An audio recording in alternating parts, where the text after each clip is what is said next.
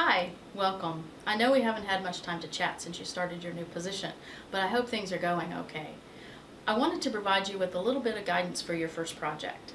Here at Sycamore Hills, we use a traditional project management approach. I've made sure that you have access to our project management platform, but in the meantime, let me show you a few things.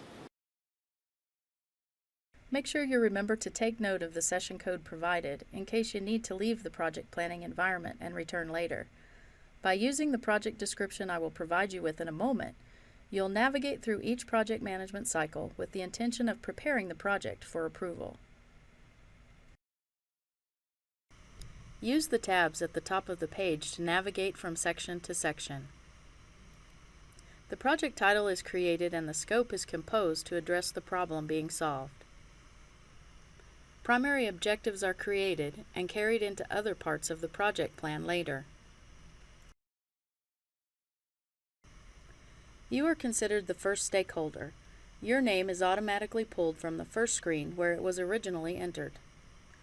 Other stakeholders are identified. This information is automatically pulled into other steps later. At any point within this platform, click the question mark to find out more about what your input should be. New stakeholders can be added if the project calls for it.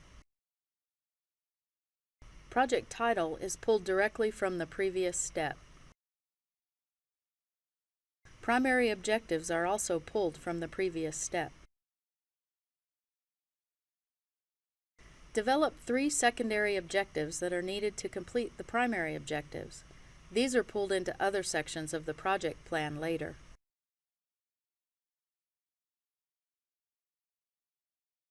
Primary objectives are pulled from the previous section. Secondary objectives are pulled from the previous section. Complete the areas marked in orange if they're applicable to the project.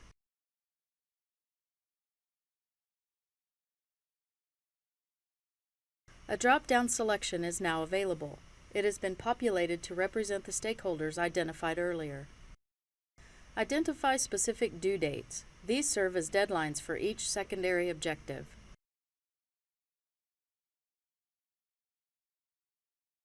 The drop-down box is populated with the stakeholder names identified earlier. More communication types can be added if the specific project calls for it.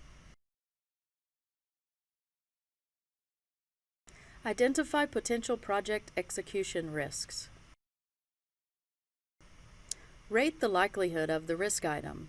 Then, rate the urgency and importance of the risk item. New items can be added and rated at any time.